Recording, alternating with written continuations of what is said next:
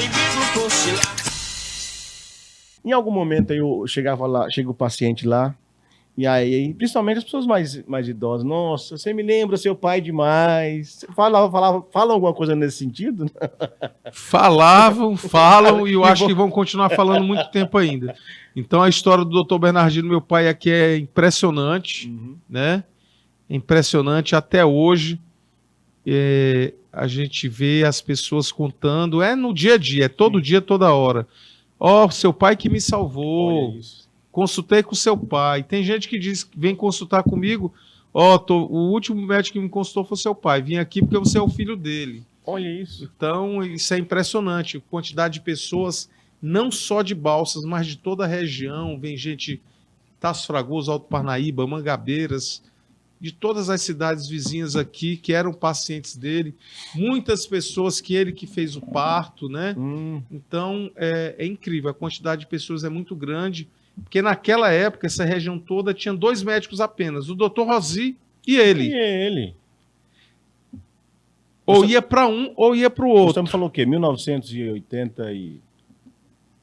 Eles começaram a exercer a medicina aqui na década de 70. 70 ainda. O Dr. Rosi, eu creio que antes.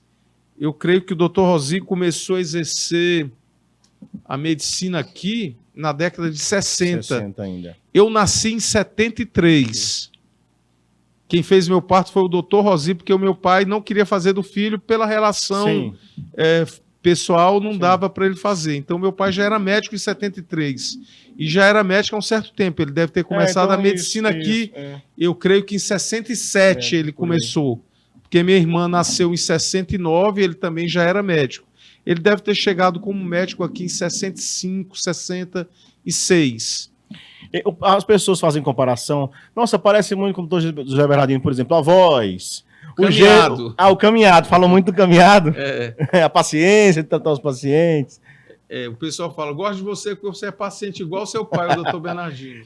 Mas realmente é incrível. Pessoas que dizem que sonham com ele e ficaram curadas da doença.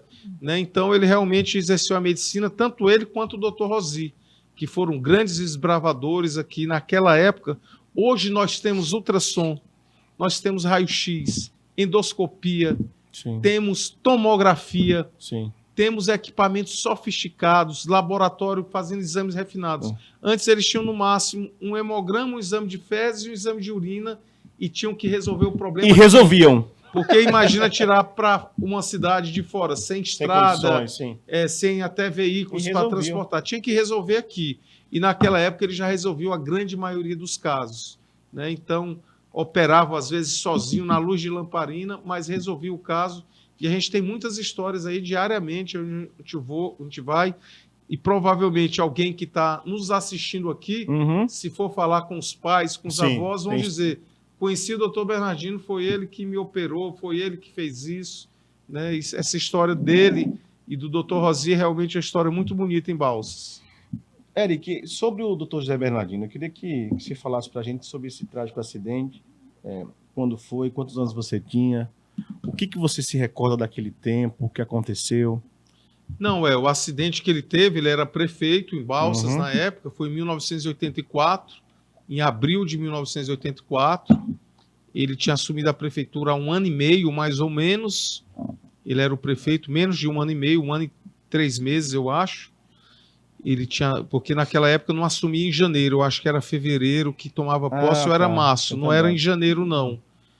Eu acho que ele assumiu em fevereiro ou março. Tinha 1 ano e pouco como prefeito e tinha ido a São Luís em busca de recursos.